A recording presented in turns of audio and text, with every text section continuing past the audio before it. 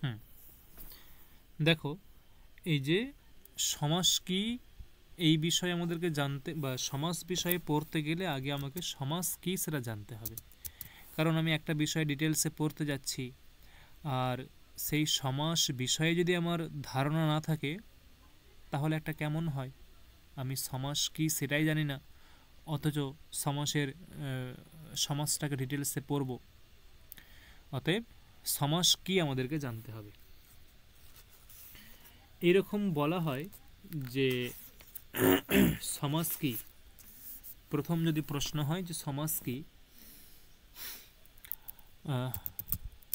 সমাস কি বা কাকে বলে, ঠিক আছে? সমাস কি বা কাকে বলে, সমাস কাকে বলে প্রশ্ন। এখন সমাস কাকে বলে এর উত্তর কি হবে? এরকম উত্তর বলা হয় যে সমসনম, সমসনম, সমসনম সমাসঃ, এটা একটা হয় সমসনম সমাসঃ। আর একটা হচ্ছে যে পদানাম একীকরণম সমাসঃ, সমসনম সমাসঃ এবং পদানাম একীকরণম সমাসঃ। মানে কি, পদানাম বা এরকম বলতে পারো যে পদানাম পদয়োঃ বা, পদানাম পদয়োঃ বা একীকরণম সমাসঃ। না, সমসনম সমাসঃ, এখানে সমসনম মানে কি? সমসনম মানে হচ্ছে যে একত্র স্থাপনম, সমসনম মানে একত্র স্থাপনম।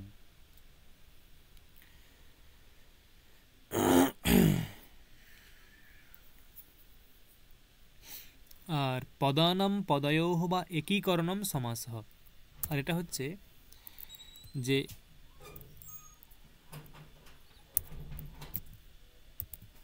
একাধিক পদ বা দুইয়ের অধিক পদ যখন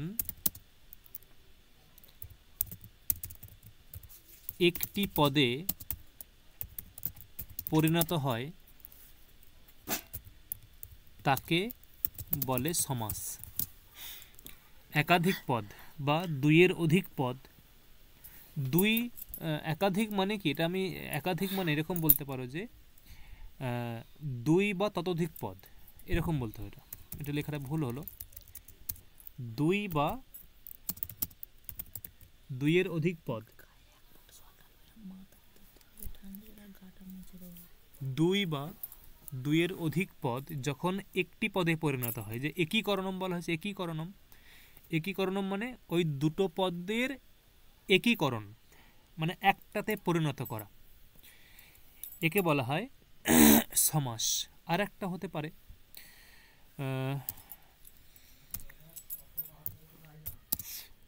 যে পদানাম সংক্ষিপ্তকরণম সমাসঃ, পদানাম সংক্ষিপ্তকরণম সমাসঃ, অর্থাৎ যার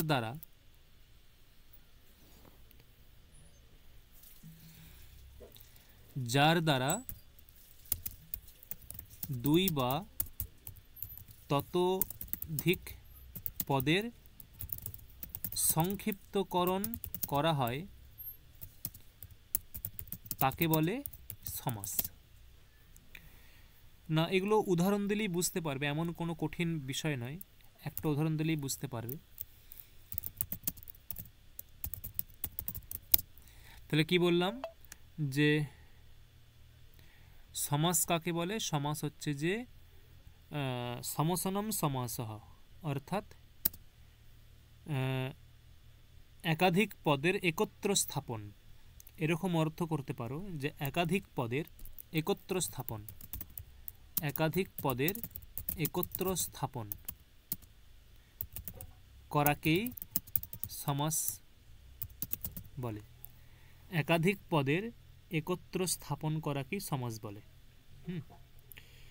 আচ্ছা, নেক্সট কি না পদানাম পদয়োঃ বা একীকরণম সমাসঃ। পদানাম পদয়োঃ বা একীকরণম সমাসঃ অর্থাৎ দুই বা ততোধিক পদ তার যে একীকরণ, একীকরণ অথবা এটাকে বলতে পারো যে একপদীকরণম। একীকরণম বা এখানটাকে একীকরণম, একপদীকরণম বা এরকম বলতে পারো একপদীকরণম। দুই বা ততোধিক পদ, সেই দুই বা ততোধিক পদকে যখন তুমি একটা পদে পরিণত করবে তখন সেটা হচ্ছে সমাস, তাকে বলে সমাস। আর পদানাম সংক্ষিপ্তকরণম বা সমাসঃ, আর পদগুলির সংক্ষিপ্তকরণকে বলা হয় সমাস। যেমন ভেবে দেখো, আমি একটা উদাহরণ দিচ্ছি, তোমরা সবাই প্রসিদ্ধ জানো। যদি বলা হয় যে রাজ্ঞঃ পুরুষঃ, রাজ্ঞঃ পুরুষঃ, এখানে কি হয়? রাজপুরুষ। রাজপুরুষ, রাজপুরুষ। দেখো এটা কিন্তু সমাস নয়, মানে এই যে এই অংশটা কিন্তু সমাস নয়, এটা মাথায় রাখবে। এই রাজ্ঞঃ পুরুষঃ এটাকে বলা হয় বিগ্রহ বাক্য, এটা কিন্তু সমাস নয়। সমাস হচ্ছে এটা, এটা হলো বৃত্তি বা সমাস। মানে সমাস মানে কি? সমাস মানে সংক্ষিপ্তকরণ, সমাস মানে সংক্ষিপ্তকরণ।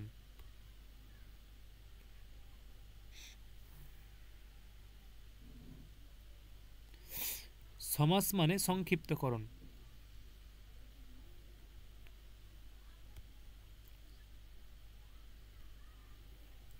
তাহলে সংক্ষিপ্তকরণ কোনটা? রাজ্ঞঃ পুরুষঃ, এখানে দেখো দুটো পদ আছে। এই রাজ্ঞঃ পুরুষঃ এটা সংক্ষিপ্তকরণ নাকি রাজপুরুষঃ এটা সংক্ষিপ্তকরণ, কোনটা? রাজপুরুষটা সংক্ষিপ্তকরণ। রাজপুরুষটা সংক্ষিপ্তকরণ, ঠিক আছে।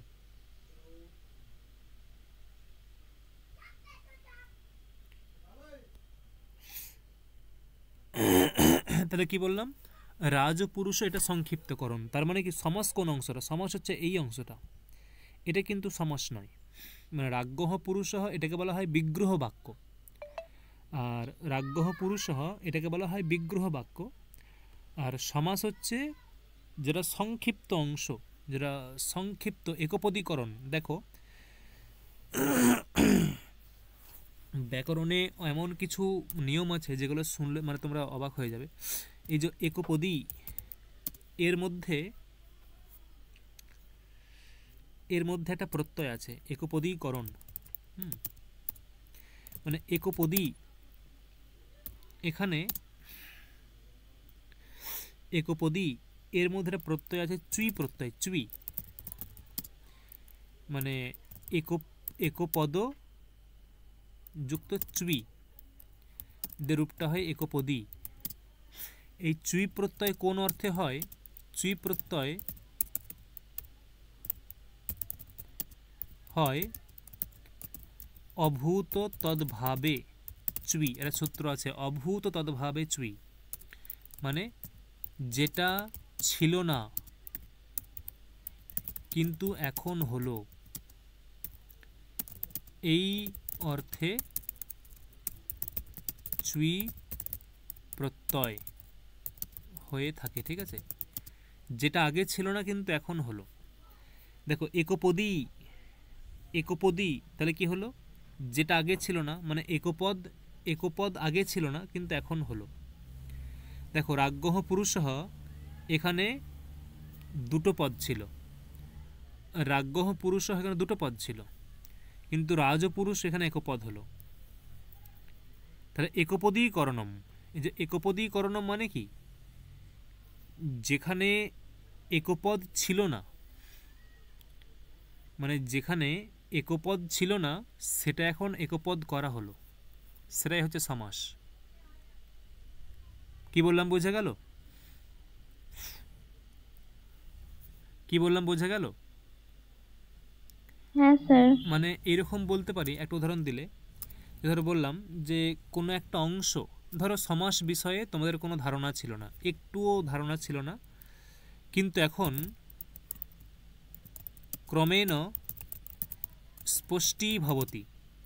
দেখো এই যে স্পষ্টি ভবতি, এখানে চুই প্রত্যয় আছে, স্পষ্টি এখানে চুই প্রত্যয় আছে, স্পষ্টি কীরকম, এরকম লিখতে পারো যে প্রথমে অস্পষ্ট ছিল, প্রথমে অস্পষ্ট ছিল, তাহলে অস্পষ্টম স্পষ্টম ভবতি ইতি স্পষ্টি ভবতি, মানে অস্পষ্টটা ধীরে ধীরে স্পষ্ট হচ্ছে, এই রকম বিগ্রহে হয় স্পষ্টি ভবতি। অস্পষ্টম স্পষ্টম ভবতি, এইরকম বিগ্রহ করলে হয় স্পষ্টি ভবতি। তাহলে এখানেও যে যেটা একপদ ছিল না, যেটা একপদে ছিল না সেটাকে একপদীকরণ করা হচ্ছে, মানে একপদে পরিণত ছিল না এমন যে পরিস্থিতি, তাকে একপদে পরিণত করা হয়েছে, সেটা হচ্ছে একপদীকরণ। তার মানে এক বা একাধিক পদ যেগুলো একপদে পরিণত নয়, সেই রকম পদকে যখন একপদে পরিণত করা হয় তখন সেটা হয় সমাস। চলো এখন এই যে সমাস, সমাস এর নিষ্পত্তি কীভাবে হয়, সমাস শব্দটার নিষ্পত্তি, সমাস শব্দের নিষ্পত্তি কিভাবে হয় না, এখানে একটা ধাতু আছে যে সম উপসর্গ, সম অস, তার সঙ্গে ঘয় প্রত্যয়, সমযুক্ত অসযুক্ত ঘয়, এটা হচ্ছে দ্বিবাদী ধাতু। দ্বিবাদী 10টা গণ আছে, ভাদি, দ্বিবাদী, জুহত্যি আদি, সোয়াদি, তনাদি, রুধাদি, ক্রয়াদি, চুরাদি, এরকম 10টা গণ আছে। 10টা গণের মধ্যে দ্বিবাদী গণ একটা, তার মধ্যে অস ধাতু আছে। তাহলে কি হলো, সম যুক্ত অস, আর এদিকে ঘয়ের লোপটোপ করলে অ থাকবে। প্রথমে ইয়কারটা লোপ যাবে হলন্তিয়াম দিয়ে, ইয়কারটা লোপ যাবে কি দিয়ে, হলন্তিয়াম দিয়ে, লোভ নয় মানে ইৎসঙ্গ হবে হলন্তিয়াম সূত্র দিয়ে।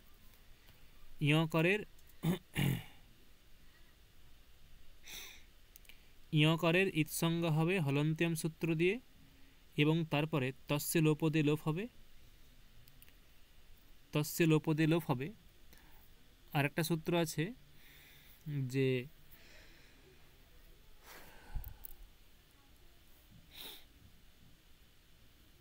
লশক্য তদ্ধিতে, লশক্য তদ্ধিতে, এই সূত্র দিয়ে ঘয়ের ইৎসঙ্গ হবে, এই যে ঘটা, এবং তস্য লোপদে লোপ হবে। ঘয়ের ইৎসঙ্গ হবে লশক্য তদ্ধিতে এই সূত্রানুসারে, আর হলন্ত্যম সূত্রানুসারে ইয়কার ইৎসঙ্গ হবে, দিয়ে তস্য লোপদে লোপ হয়ে যাবে, দিয়ে থাকবে অকার। তাহলে সম অস অ, সম অস অ। এই অবস্থায় একটা সূত্র আছে অত উপধায়া, তাই এটাকে যোগ করলে কি হবে, সমস বা সমস এরকম হবে, সমস এরকম হলো। এটা সূত্র হচ্ছে অত উপধায়া। অত উপধায়া এর অর্থ কি, উপধা কাকে বলে, অত উপধায়া এর অর্থ কি, যে ইতিনীতি পরে উপধায়া বৃদ্ধি ভবতি, এরকম আছে, ইতিনীতি পরে।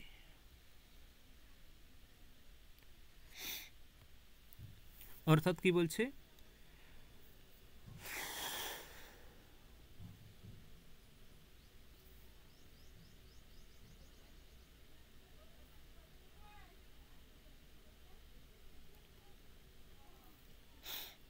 কি বলছে যে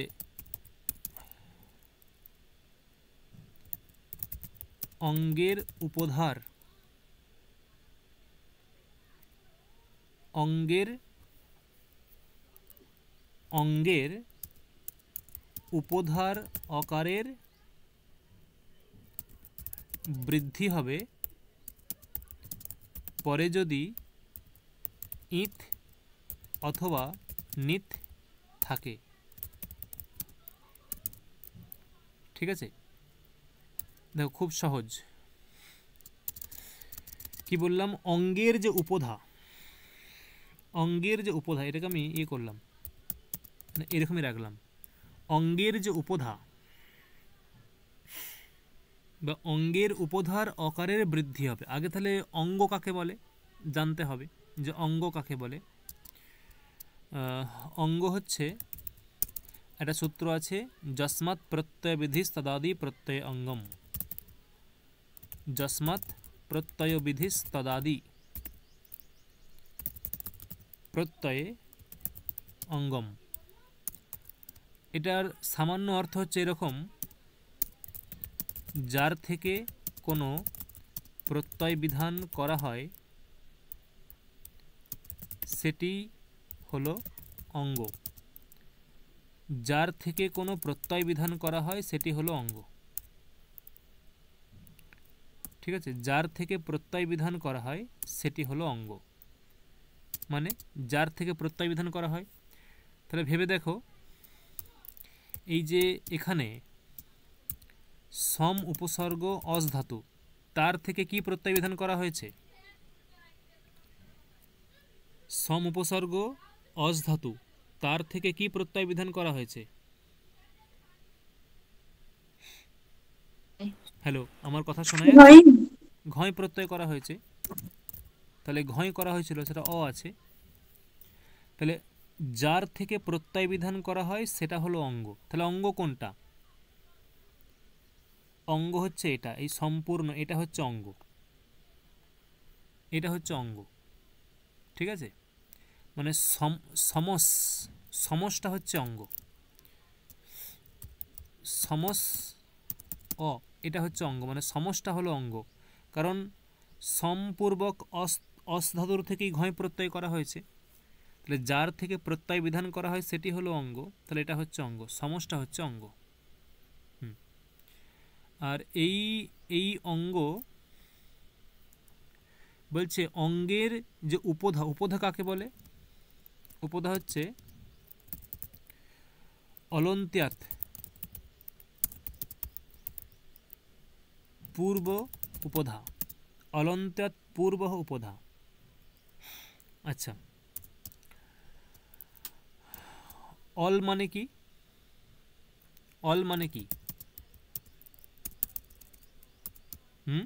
অল মানে কি? সমস্ত স্বরবর্ণ, স্বরবর্ণ, ব্যঞ্জন বর্ণ, স্বরবর্ণ না ব্যঞ্জন স্বরবর্ণ বর্ণ সবকিছুকেই অল বলা হয়। দুটোই বোঝায়। স্বরবর্ণ এবং ব্যঞ্জন বর্ণ এই দুটোকে বলা হয় অল। দেখো এখানে অন্বয় করলে হবে যে মানে যে অলহ, এটা আছে পঞ্চমীর এক বচন, অলহ, অলহ অন্ত্যাৎ, মানে অন্ত্যাৎ অলহ, মানে অন্তিম অলের পূর্বেরটা হচ্ছে উপধা। অন্ত্যাৎ অলহ অর্থাৎ অন্তিম অল এর পূর্ববর্ণ উপধা সংজ্ঞা হয়।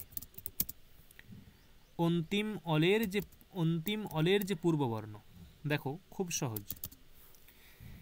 এই যে অঙ্গ কি বলেছে, আগে এটা মাথায় রাখো, অঙ্গের যে উপধা, অঙ্গের যে উপধা, দেখো অঙ্গ কোনটা? এটা হচ্ছে অঙ্গ, তার উপধা কোনটা হবে? সমসটা হচ্ছে অঙ্গ, তার উপধা কোনটা হবে বলো? সমসটা হচ্ছে অঙ্গ, তার উপধা কোনটা হবে? অটা। কোন অটা? দুটো অকার আছে, একটা সকারের পরে অকার আছে, একটা মকারের পরে অকার আছে। কোন অকারটা? মকারের পরে অকার। জোরে বলো, জোরে বলো, যেটা বলছো জোরে বলো। মকারের পরে অকারটা। মকারের পরে অকারটা, একদম। কারণ অঙ্গের অন্তিম অল কোনটা? অঙ্গেতে অন্তিম অল কোনটা বলো তো? মকারের পর অকারটা। হ্যাঁ, বলছি অঙ্গেতে, অঙ্গের মধ্যে অন্তিম অল কোনটা? সকারের পরে অকারটা। উফ, সকারের পরে অকারটা কি করে হবে? অঙ্গ তো এটা। অন্তিম মকারের বললে পরে বুঝায়। অকারটা। আমার আমার প্রশ্ন আগে শোনো।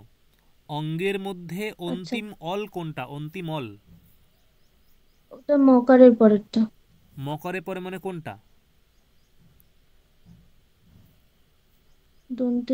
না, জোরে বলো। দন্তেশ্বরটা। দন্তস্বটা। মকারের পরে দন্তস্ব নেই, মকারের পরে অকার আছে, তারপরে দন্তস্ব আছে।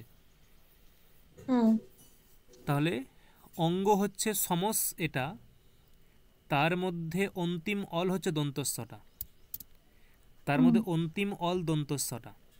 আর সেই দন্তস্বয়ের পূর্ব, অন্তিম অলের পূর্বে কোনটা আছে? দেখো অন্তিম অলের পূর্বে কোনটা আছে এখানে? মকার মানে মকারের পরে অকারটা এটা। অকার আছে। মকারে পরে অকারটা। দেখো সেই অকারের বৃদ্ধি হবে, সেই অকারের বৃদ্ধি হবে, মানে অকারটা বৃদ্ধি হয়ে আকার হয়ে যাবে। কখন হবে? পরে যদি ইত অথবা নিত প্রত্যয় পরে থাকে, পরে যদি ইত অথবা নিত থাকে। ইত অথবা নিত মানে, দেখো একটা প্রত্যয় বলছি, টিপ প্রত্যয়। টিপ প্রত্যয়ের পকারটা ইত সঙ্গক, টিপ প্রত্যয়ের পকারটা ইত সঙ্গক, তাই একে বলতে পারি পিত। যার পকার ইত সঙ্গক সেটা হচ্ছে পিত। ধরো একটা নুম, এর মকার ইত সঙ্গক, তাহলে একে কি বলবো? মিথ। মকার মিট। মিথ। যদি ঘয়, এর ইয়কার ইত সঙ্গক, একে কি বলবো? মিথ। ইট। ইত। দেখো তাহলে ঘয়টা কি? ইত না? ঘয়টা হচ্ছে ইত। তাহলে এখানে দেখো যে অঙ্গের যে উপধা, উপধার অকার তার বৃদ্ধি হবে, কখন হবে? পরে যদি ইত অথবা নিত থাকে। তাহলে এখানে কি আছে? এটা কি? এটা ইত না নিত? কোনটা? ইট। ইত। ওটা হচ্ছে ইত। তাহলে অঙ্গের যে উপধা, অঙ্গ হচ্ছে সমস, অঙ্গ হলো সমস, আর তার যে উপধা, অঙ্গের যে উপধা, অঙ্গটা হচ্ছে সমস, তার উপধা হচ্ছে মকারে পরে অকারটা, সেই অকারে বৃদ্ধি হবে। কখন হবে? যদি পরে ইত অথবা নিত থাকে। হ্যাঁ, পরে ইত আছে, ঘয় প্রত্যয়টা হচ্ছে ইত, তাই ইত পরে থাকার জন্য অকারটা বৃদ্ধি হয়ে সমাস, এরকম হবে, রূপটা সমাস হবে।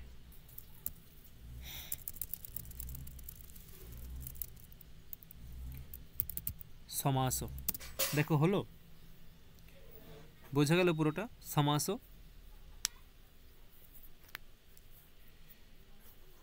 প্রক্রিয়াটা বোঝা গেল, হ্যাঁ কি না? প্রক্রিয়াটা বোঝা গেল? হুম আচ্ছা। হুম তাহলে সমাস, এই সমাস শব্দের অর্থ হচ্ছে একীকরণ। সমাস শব্দের অর্থ হচ্ছে একীকরণ, ঠিক আছে? একীকরণ কিসের একীকরণ? পদের একীকরণ। এক বা একাধিক পদের একীকরণকে বলা হয় সমাস।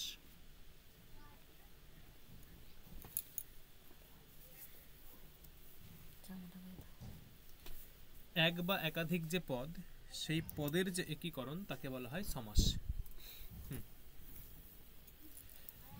এরপরেও আরো কিছু প্রক্রিয়া আছে। এটা প্রাতিপদিক হলো, এই সমাসটা এখানে প্রাতিপদিক হলো, এটা কিন্তু পদ হলো না, এটা কিন্তু পদ হলো না, এই সমাসটা প্রাতিপদিক হলো। এরপরে এটাকে পদ করার জন্য এখানে সুপ্রত্যয় যোগ করতে হবে, সুপ্রত্যয়। এটার এখানে প্রাতিপদিক সংজ্ঞা হবে প্রাতিপদিক সংজ্ঞা কোন সূত্র দেবে? কৃত্তদ্ধিত সমাসাশ্চ এই দিয়ে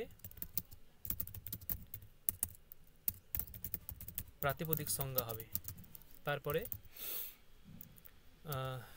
এখানে সুপ্রত্যয় হবে, সৌজস দিয়ে সুপ্রত্যয় হবে না, আরও বড় সূত্র আছে। দিয়ে আবার সমাস, এখানে সুয়ের লোপ হবে, থাকবে থাকবে। এখানে আবার সসজুষ রু করে রু হবে, যে সমাস রু, রুয়ের আবার অনুবন্ধ লোপ হবে, দিয়ে সমাস র এরকম হবে।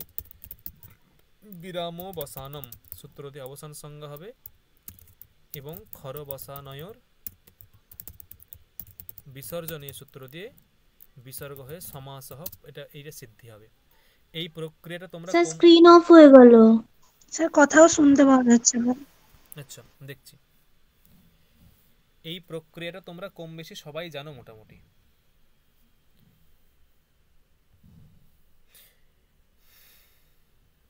হ্যাঁ, স্ক্রিন চলছে তো? না, চলে গেল।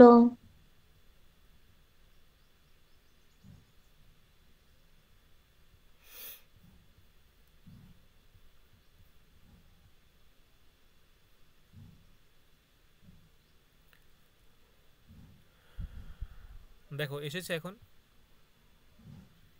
হুম হুম হুম। তাহলে এই হচ্ছে আমাদের সমাস। এই যে বললাম স্যার সমাস। আজকে আপনি প্রথম থেকে যেখান থেকে পেজটা করিয়েছেন একটু প্রথম থেকে স্ক্রোল করে নামান, আমি একটু স্ক্রিনশট করব।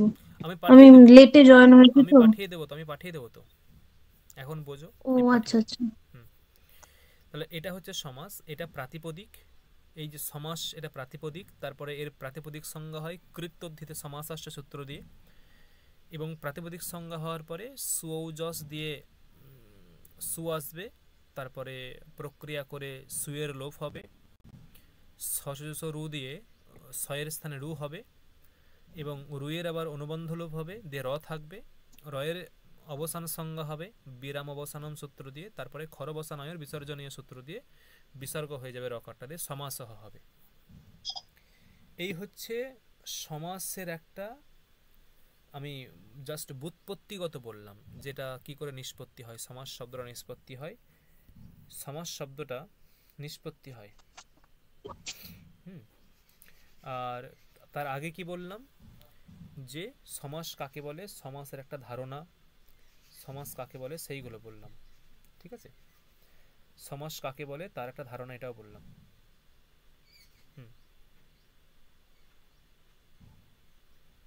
এরপরে দেখো সমাস হচ্ছে কি, সমাস হচ্ছে সংক্ষিপ্তকরণ, সংক্ষিপ্তকরণম সমাসঃ বা একপদীকরণম সমাসঃ। ঠিক আছে, একপদীকরণম সমাসঃ। এখন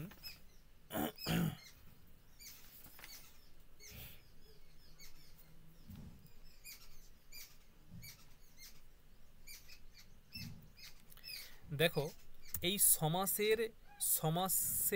সমাসকে বলা হয় বৃত্তি। সমাস এক প্রকার বৃত্তি। ঠিক আছে, সমাস এক প্রকার বৃত্তি। মোট বৃত্তি আছে পাঁচটা, ঠিক আছে, পাঁচটা বৃত্তি কি কি না, কৃত্তদ্ধিত সমাসৈক শেষ সনাদ্যন্তাহ পঞ্চ বৃত্তয়ঃ। এই পাঁচটা বৃত্তি আছে। কি কি পাঁচটা বৃত্তি না, একটা হচ্ছে কৃত্তদ্ধিত সমাস একশেষ এবং সনাদ্যন্ত, এই পাঁচটা হচ্ছে বৃত্তি। এই পাঁচটা বৃত্তির মধ্যে সমাস এক প্রকার বৃত্তি। দেখো সমাস 3 নম্বরে আছে, সমাস এক প্রকার বৃত্তি। তা এখন তোমাদের প্রশ্ন হবে যে তাহলে বৃত্তি কাকে বলে,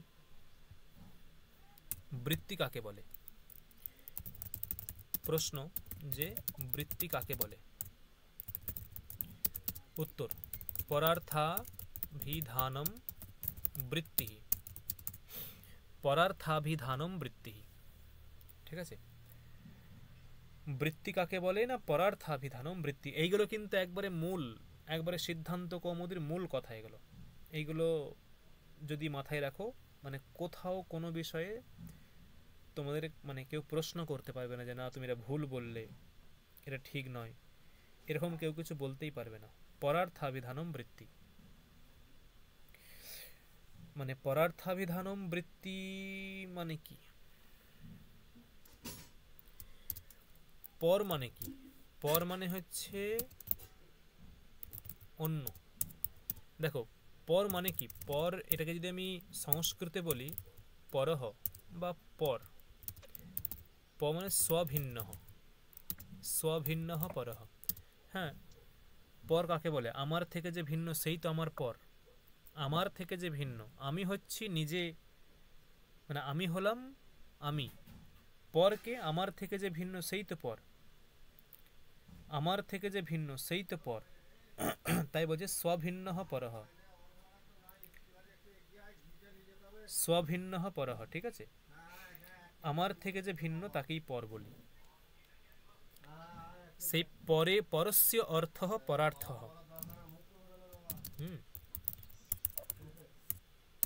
না, পরস্য অর্থ ইজ ইকুয়াল টু পরার্থ। পরের অর্থই হলো পরার্থ। আর সেই পরার্থস্য অভিধান, অভিধান মানে কথন, পরার্থস্য অভিধানম মানে কথন। ঠিক আছে, পরার্থস্য অভিধানম কথনম ইতি পরার্থাভিধানম। অর্থাৎ পরের অর্থের অভিধান বা কথন যে বৃত্তির দ্বারা হয় তাকেই বলে সমাস। পরের অর্থের অভিধান বা কথন যে বৃত্তির দ্বারা হয় তাকেই বলে সমাস। দেখো বোঝা গেল হয় কিনা? মানে এমনি লাইন বাই লাইন অর্থটা বোঝা গেল। এবার আমি উদাহরণ দিয়ে বলছি। হ্যাঁ স্যার। যে পরের অর্থের অভিধান যার দ্বারা হয় তাকে বলা হয় সমাস। দেখো এরকম যদি বলি যে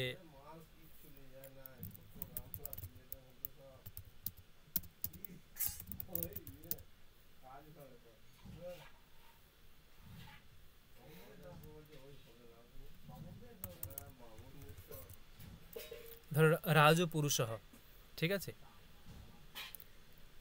রাজপুরুষঃ এর মানে কি?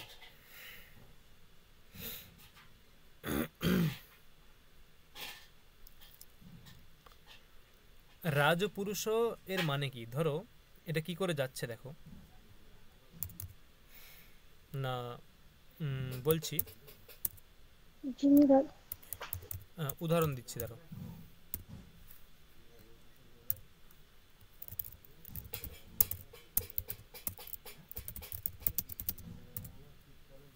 না কি বলছে দেখো, প্রথম ছিল রাজ্ঞঃ পুরুষঃ। ঠিক আছে, দেখো এই যে রাজ্ঞঃ এখানে কোন বিভক্তি আছে বলো তো? রাজ্ঞঃ এখানে কোন বিভক্তি আছে? ষষ্ঠী বিভক্তি। ষষ্ঠী। ষষ্ঠী বিভক্তি। শব্দ কি বলো তো? মানে ষষ্ঠী বিভক্তি কোন শব্দের পরে আছে? ষষ্ঠী বিভক্তি কোন শব্দের পরে আছে? রাজন যুক্ত অস। ঠিক আছে, রাজন যুক্ত অস। রাজন যুক্ত অস, এটা হচ্ছে ষষ্ঠী। রাজন শব্দের পরে ষষ্ঠী আছে, রাজন যুক্ত অস। আর এখানে পুরুষতে কোন বিভক্তি আছে? পুরুষতে, পুরুষতে প্রথম আছে পুরুষ যুক্ত সু, পুরুষ যুক্ত সু। ঠিক আছে, রাজন মানে কি? রাজন মানে রাজা, আর পুরুষ মানে পুরুষ,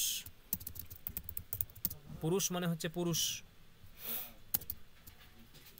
তাহলে অসের অর্থ কি? প্রশ্ন অংশের অর্থ কি? অংশের অর্থ এখানে সম্বন্ধ। অংশের অর্থ এখানে সম্বন্ধ, ঠিক আছে? যে তার মানে কি মূল বাক্যটা কি হলো? মূল বাক্যটা হচ্ছে যে রাজসম্বন্ধীয় পুরুষ। রাজসম্বন্ধীয় পুরুষ।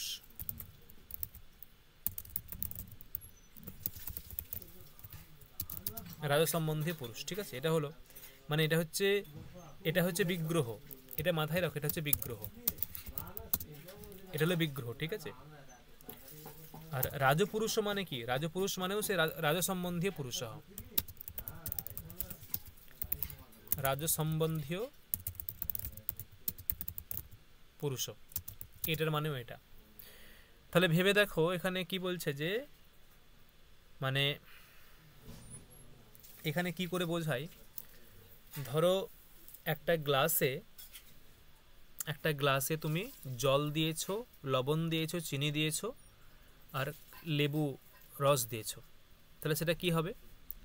একটা গ্লাসের মধ্যে জল, চিনি, লবণ, লেবু দিয়েছো, সেটা কি শরবত হয়ে যাবে। তুমি ভেবে দেখো যে ওই শরবত থেকে চিনিটা আলাদা হ্যাঁ কিনা? মানে ওই শরবতের মধ্যে, মানে ওই গ্লাসের জলের মধ্যে লেবু, চিনি এবং লবণ তিনটে জিনিস দিয়ে তুমি চামচ দিয়ে মিশিয়ে দিয়েছো, ভালো করে মিশিয়ে দিয়েছো, দিয়ে ওটা শরবত হয়ে গেছে। গ্লাসের জলটা পুরো শরবত হয়ে গেছে। তাহলে ভেবে দেখো ওই যে গ্লাসের জলটা যে শরবত হয়ে গেল, ওটা ওই যে শরবতটা চিনি থেকে আলাদা হ্যাঁ কিনা? আচ্ছা। হ্যালো, আমার কথা শোনা যাচ্ছে? হ্যাঁ স্যার, হ্যাঁ স্যার, হ্যাঁ স্যার। তোমরা বলতে পারবে যে ওই চিনিটাই শরবত কেউ বলতে পারবে? বা লবণটাই শরবত কেউ বলতে পারবে? জলটাই শরবত, লেবুটাই বলা যাবে না। কারণ সম্পূর্ণ যে শরবতটা, এটা এখন একটা আলাদা বস্তু। সম্পূর্ণ শরবতটা একটা আলাদা বস্তু। আর চিনি কার থেকে আলাদা? চিনির থেকে আলাদা। কার থেকে আলাদা? লেবুর থেকে আলাদা। কার থেকে আলাদা? লবণের থেকে আলাদা। কার থেকে আলাদা? জলের থেকে আলাদা। তাহলে সম্পূর্ণ ভিন্ন ভিন্ন। এই যে রাজপুরুষ, এটা হচ্ছে শরবতের মতো। এটা হচ্ছে শরবতের মতো। এটা হচ্ছে শরবতের মতো। এর মধ্যে ওই চিনি, জল, লেবু, লবণ সব মিশে আছে এর মধ্যে। আর এই যে রাজন, এটা হচ্ছে চিনি, অঁস এটা হচ্ছে লবণ, এটা হচ্ছে জল, ঠিক আছে? সু এটা হচ্ছে আর একটা কিছু। রাজন এটা হচ্ছে লবণ, এটা চিনি, এটা জল, এটা লেবু। এই চারটে মিশে এটা হয়ে গেছে। তাহলে যে রাজপুরুষ থেকে রাজনটা আলাদা, রাজপুরুষ থেকে অঁসটা আলাদা, রাজপুরুষ থেকে পুরুষটা আলাদা, রাজপুরুষ থেকে সুটা আলাদা, শরবত থেকে চিনিটা আলাদা, শরবত থেকে লবণটা আলাদা, শরবত থেকে জলটা আলাদা, শরবত থেকে লেমন জুসটা আলাদা। দেখো বোঝা গেল হ্যাঁ কিনা? পুরো ক্লিয়ার হলো হ্যাঁ কিনা বিষয়টা? হ্যাঁ স্যার। তাহলে দেখো বৃত্তি কাকে বলা হয়েছে? বৃত্তি হচ্ছে পরার্থাবিধানম বৃত্তি। পর মানে কি? স্বভিন্ন পরহ, নিজের থেকে ভিন্ন সেটা পর। সেই পরের যে অর্থ, পরার্থ, সেই পরের অর্থ হলো পরার্থ। আর সেই পরের অর্থের অভিধান বা কথন যার দ্বারা হয়, সেটা হয় পরার্থাবিধানম বৃত্তি, আর তাকেই বলে সমাস। দেখো এই যে রাজপুরুষ, এর থেকে এই রাজন, এটা পর হ্যাঁ কিনা? নিজের থেকে ভিন্ন হ্যাঁ কিনা? হ্যাঁ। রাজপুরুষ এর থেকে অংশটা ভিন্ন হ্যাঁ কিনা? ভিন্ন। রাজপুরুষ এর থেকে পুরুষটা ভিন্ন, রাজপুরুষ এর থেকে সুটা ভিন্ন। দেখো তাহলে পরের যে অর্থ, রাজন শব্দের অর্থ রাজা, অংশের অর্থ সম্বন্ধ, পুরুষের অর্থ এবং সুয়ের অর্থ পুরুষ। তাহলে পরের যে অর্থ রাজন, অংশ এবং পুরুষ ও সু, এদের যে অর্থ, এই অর্থকে অভিধান করছে মানে প্রকাশ করছে, কথন মানে প্রকাশ, প্রকাশ করছে কে? এই রাজপুরুষটা। এই রাজপুরুষ এটা হচ্ছে বৃত্তি, এটা হলো বৃত্তি বা সমাস। রাজপুরুষ হচ্ছে বৃত্তি বা সমাস। এটা কি করছে? রাজপুরুষ বৃত্তি বা সমাস এটা কি করছে? এটা পরের অর্থের অভিধান করছে। বৃত্তি বা সমাস এটা পরের যে অর্থ, পরের অর্থ বলতে এই যে রাজন, অস, পুরুষ, সু, এই পরের যে অর্থ, সেই অর্থকে কথন, অভিধান বা কথন প্রকাশ করছে কে? এই রাজপুরুষটা। তাই এটা হচ্ছে বৃত্তি। পরার্থাভিধানম বৃত্তি। পরের অর্থকে যে অভিধান করে মানে কথন মানে প্রকাশ করে সে হয় বৃত্তি। দেখো বোঝা গেল হয় কিনা? পরের অর্থকে যে প্রকাশ করে তাকে বলা হয় বৃত্তি। দেখো কোথাও অসুবিধা আছে? না স্যার। মানে বুঝতে পারলে না, না বুঝতে পারলে না, অসুবিধা নেই? বুঝতে পেরেছি, বুঝতে পেরেছি সবটাই। এটা হচ্ছে পরার্থাভিধানম বৃত্তি। এখন আরেকটা হয় যে পরার্থাভিধানম বৃত্তি পেলাম, যে এখন আরেকটা হয় যে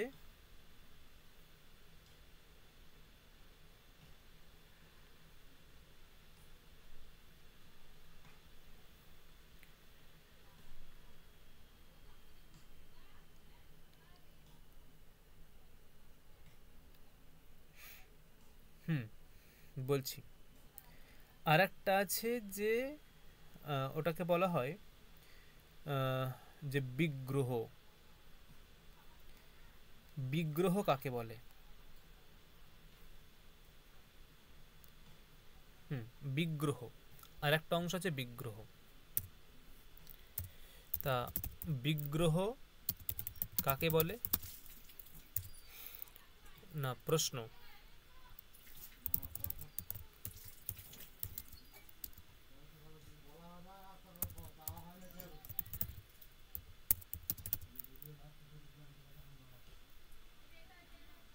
উত্তর হচ্ছে যে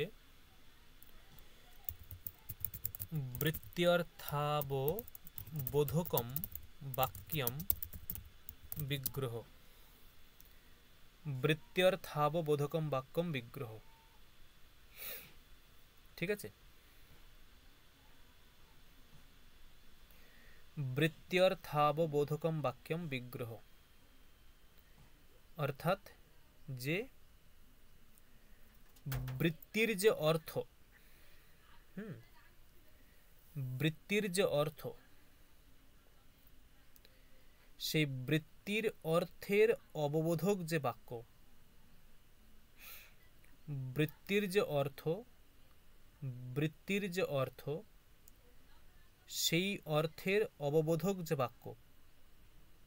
বৃত্ত্যর্থাববোধকম মানে কি? এটাকে ভাঙলে হবে এরকম যে বৃত্তেহ অর্থঃ ইজ ইকুয়াল টু বৃত্ত্যর্থঃ।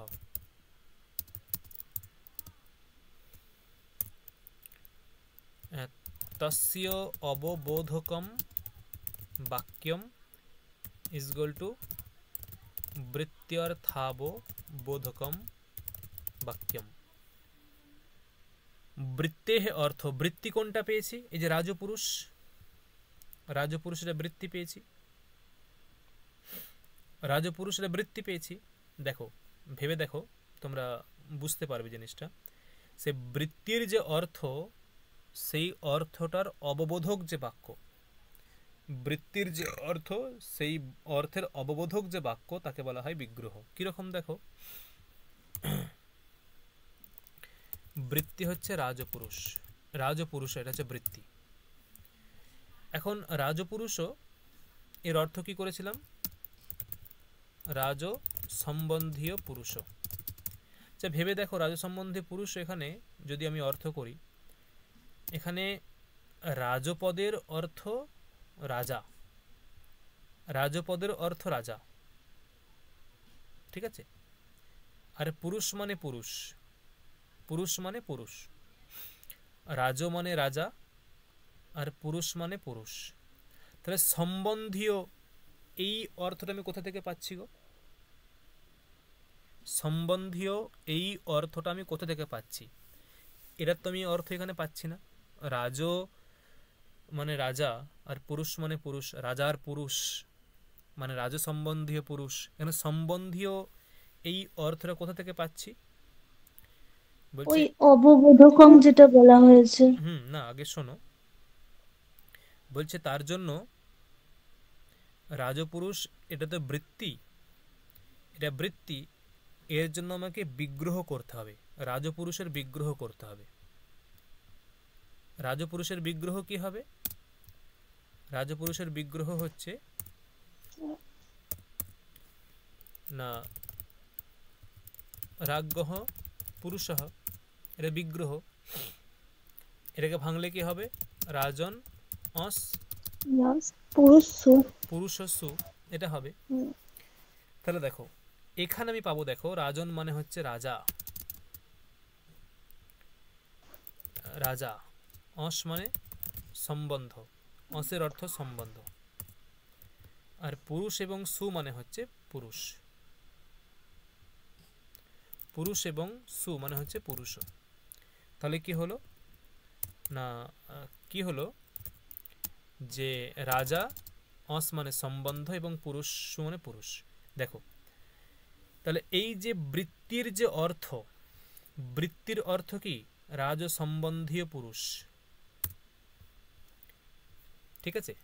এটা হচ্ছে বৃত্তি, আর এটা হচ্ছে বৃত্তি অর্থ। একটা হচ্ছে বৃত্তি রাজপুরুষ, আর একটা হচ্ছে বৃত্তি অর্থ রাজ সম্বন্ধীয় পুরুষ। তা এই যে বৃত্তি থেকে মানে রাজপুরুষ থেকে রাজ সম্বন্ধীয় পুরুষ, আমি এই অর্থটা কি করে পাবো? কি করে পাবো? আমি মানছি রাজ, এটা রাজ শব্দটা শুনে আমি সরাসরি বুঝতে পারছি রাজ মানে রাজা হবে, আর পুরুষও মানে পুরুষ হবে। কিন্তু মাঝে একটা সম্বন্ধীয় আছে, এটা কোথা থেকে পাবো? বলছে এটার জন্য তোমাকে বিগ্রহকে দেখতে হবে, বিগ্রহ অনুসরণ করতে হবে। বলছে বিগ্রহ কি? তাহলে রাজপুরুষ এই যে বৃত্তি, এর বিগ্রহ কি হবে না রাজ্ঞঃ পুরুষঃ। এর যে বিগ্রহ রাজপুরুষঃ রাজ্ঞঃ পুরুষঃ, এটা হচ্ছে বিগ্রহ। যে এই বিগ্রহটাকে তুমি একটু ভেঙে নাও, দেখো বুঝতে পারবে। এই বিগ্রহ বাক্যটাকে তুমি একটু ভেঙে দাও, তাহলেই বুঝতে পারবে। রাজ্ঞঃ পুরুষঃ, রাজ্ঞঃ পুরুষঃ এটা বিগ্রহ। এই বিগ্রহটাকে আমি যদি ভাঙি তাহলে হবে রাজন অস পুরুষস্যু। এখান থেকে রাজন থেকে রাজা অর্থ পাচ্ছি, রাজন পদের অর্থ রাজা, এবং অসের অর্থ সম্বন্ধ পেয়ে গেলাম। আর পুরুষস্যু এর অর্থ পুরুষ, পুরুষস্যু এর অর্থ পুরুষ। দেখো তাহলে এই যে আমি এখানে বৃত্তি থেকে বৃত্তি থেকে আমি পারছিলাম রাজ্য থেকে রাজা আর পুরুষ থেকে পুরুষ, কিন্তু বৃত্তি থেকে আমি সম্বন্ধ এই পদটা পাচ্ছিলাম না। মানে বৃত্তির মধ্যে আমি এটাকে আমি খুঁজে পাচ্ছিলাম না, সম্বন্ধটাকে খুঁজে পাচ্ছিলাম না, যে সম্বন্ধটা কোথা থেকে আসছে। সেই সম্বন্ধটা দেখো আমি বিগ্রহ থেকে পেয়ে গেলাম। তাহলে বৃত্তির অ্যাকচুয়ালি অর্থ কি? বৃত্তির অর্থ কি? বা বৃত্তির যে অর্থ, বৃত্তির যে অর্থ, সেই অর্থের অববোধক, বোধক যে বাক্য, বৃত্তির যে অর্থ, সেই অর্থের অববোধক যে বাক্য, সেই বাক্যটাই হচ্ছে বিগ্রহ। দেখো বোঝা গেল হ্যাঁ কিনা? বৃত্তির যে অর্থ, সেই অর্থের অববোধক যে বাক্য, সেটাই হচ্ছে বিগ্রহ। বোঝা গেল হ্যাঁ কিনা? হ্যাঁ স্যার। হ্যাঁ ক্লিয়ার স্যার। হয়েছে? তাহলে বৃত্তি কাকে বলে? বৃত্তি কাকে বলে? যা এখনই ভুলে গেলে? ওই তো পরার্থবিধানম বৃত্তি। মানে যা অন্যের অর্থ বিধান করে, অভিধান করে, সেটাই হচ্ছে বৃত্তি। পরার্থাভিধানম বৃত্তি। আর বিগ্রহ কাকে বলে? বিগ্রহ হচ্ছে বৃত্ত্যর্থাববোধকম বাক্যম। বৃত্তির অববোধক বাক্যম বিগ্রহ বলে। এগুলো একদম মুখস্থ রাখবে, ঠিক আছে? বৃত্ত্যর্থাববোধকম বাক্যম বিগ্রহ। এই বিগ্রহ আবার দুই প্রকার। এই বিগ্রহ দুই প্রকার।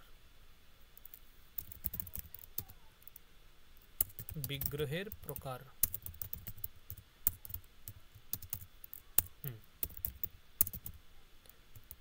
বিগ্রহ দুই প্রকার, লৌকিক বিগ্রহ এবং অলৌকিক বিগ্রহ। লৌকিক বিগ্রহ এবং অলৌকিক বিগ্রহ, বিগ্রহ হচ্ছে দুই প্রকার, একটা হচ্ছে লৌকিক বিগ্রহ এবং আরেকটা হচ্ছে অলৌকিক বিগ্রহ। লৌকিক বিগ্রহ কাকে বলে? লৌকিক বিগ্রহ কাকে বলে না, বাক্যে প্রয়োগার্হ লৌকিকः, অর্থাৎ যে বিগ্রহ বাক্য, যে বিগ্রহ বাক্যে প্রয়োগযোগ্য তাকে বলে লৌকিক বিগ্রহ। এই যে অর্হ আছে না, অর্হ প্রয়োগযুক্ত অর্হ, এই যে প্রয়োগযুক্ত অর্হ, এই অর্হ মানে যোগ্য। যদি কেউ বলে अस्मिन् কর্মণি, अस्मिन् কার্যে অহম অর্হ, আমি যোগ্য, এরকম হয়, ঠিক আছে। अस्मिन् কর্মণি অহম অর্হ, অহম যোগ্যঃ अस्मि, অহম অর্হঃ अस्मि, আমি যোগ্য আছি, এই কাজে আমি যোগ্য, এই কাজে আমি যোগ্য। তাই বাক্যে প্রয়োগ, বাক্যে প্রয়োগার্হ, বাক্যে প্রয়োগার্হ লৌকিকঃ। যে বিগ্রহ বাক্যে প্রয়োগযোগ্য তাকে বলা হয় লৌকিক বিগ্রহ। যেমন ধরো, যদি আমি উদাহরণ দিই, যে উদাহরণ দিলাম, যে ধরো বললাম যে রাজ্ঞঃ পুরুষঃ গচ্ছতি। দেখো এটা কি বাক্যে ব্যবহারযোগ্য, হ্যাঁ কি না? রাজ্ঞঃ পুরুষঃ গচ্ছতি, এটা ব্যবহারযোগ্য, হ্যাঁ কি না? রাজ্ঞঃ পুরুষঃ, রাজ্ঞঃ পুরুষ, এটা একটা বিগ্রহ বাক্য না? হ্যাঁ স্যার। রাজ্ঞঃ হ্যাঁ স্যার। পুরুষঃ এটা একটা বিগ্রহ বাক্য। কার বিগ্রহ বাক্য না? ওই রাজ পুরুষ এর বিগ্রহ বাক্য। তাহলে এই বিগ্রহ বাক্যটা কিন্তু বাক্যে ব্যবহারযোগ্য, এই বিগ্রহ বাক্যটা কিন্তু বাক্যে ব্যবহারযোগ্য, ঠিক আছে। রাজ্ঞঃ পুরুষঃ এটা বিগ্রহ এবং এটা বাক্যে ব্যবহার করতেই পারি। যদি এরকম বলি যে তোমরা জানো যে বিনা পানি, বিনা পানি মানে কি? বিনা পানি কে? মা সরস্বতী। সরস্বতী। যদি এরকম বলা হয় বিনা পানৌ যস্যাহ সা শোভতে, দেখো এটা তো বিগ্রহ, বিনা পানৌ যস্যাহ, এটা তো বিগ্রহ। তাহলে এই বিগ্রহটা আমি বাক্যে প্রয়োগ করলাম, এটা কিন্তু ভুল না, এটা নির্ভুল, কিন্তু এটা আমি বাক্যে প্রয়োগ করতে পারি। বিনা পানৌ যস্যাহ সা শোভতে, যার হাতেতে বিনা আছে তিনি শোভিত হচ্ছেন। বিনা পানৌ যস্যাহ সা সা শোভতে। যদি এরকম বলে যে যে এরকম ধরো বলা হলো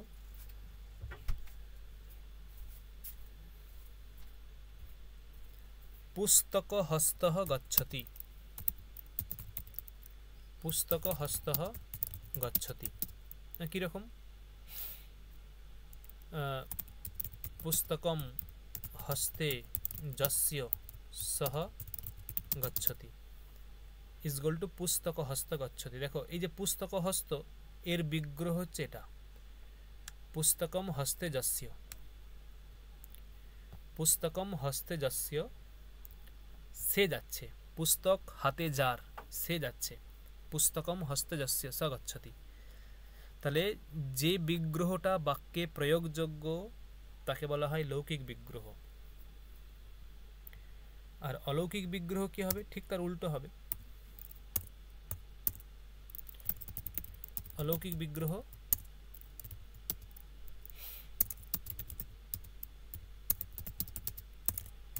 না হচ্ছে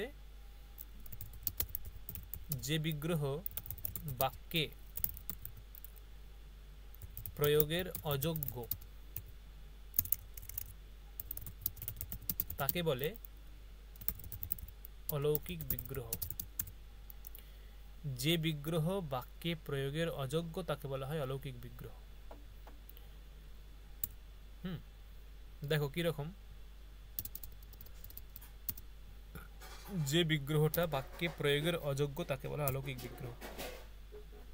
যদি বলা হয় রাজ্ঞঃ পুরুষঃ, এটা কি বিগ্রহ?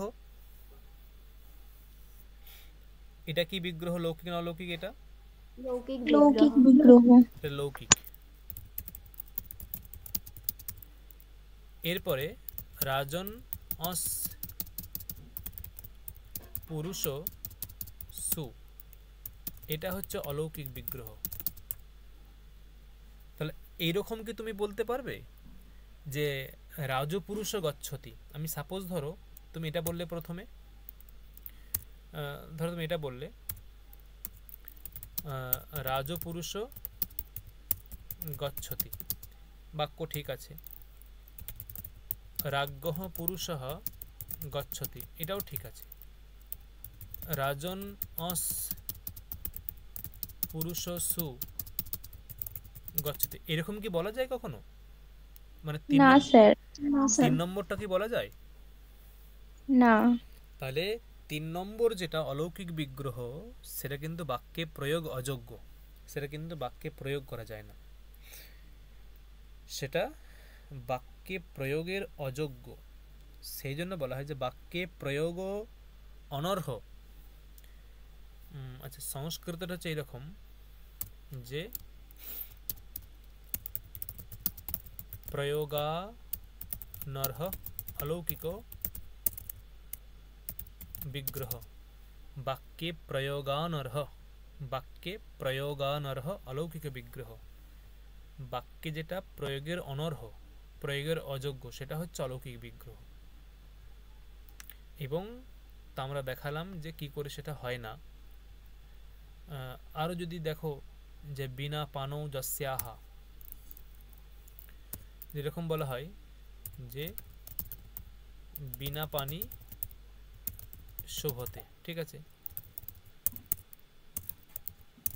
বিনা পানৌ যস্যাহা সা শোভতে, ঠিক আছে, এটাও ঠিক আছে। বিনা সু পানি ই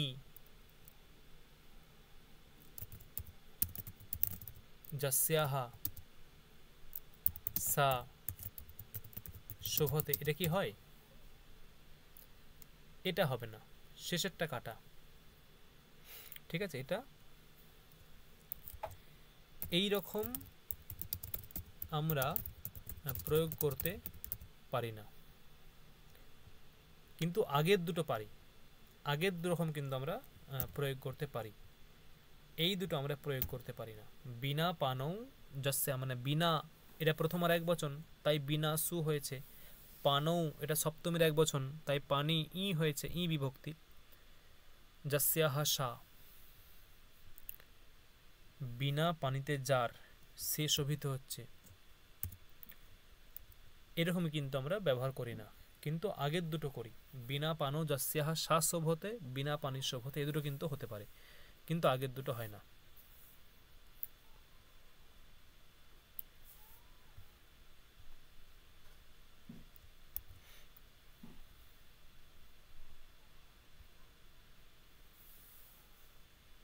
দেখো বোঝা গেল কি আজকে যতটুকু বললাম? হ্যাঁ স্যার, বুঝতে পেরেছি। এই রকম হচ্ছে সমাসের একটা ধারণা, মানে একদম প্রাথমিক ধারণা বলতে পারো। সমাস বিষয়ে আরও অনেক কিছু মানে আলোচনা করা যেতে পারে, বা এর থেকে আরও ডিটেলসে বলা যেতেই পারে।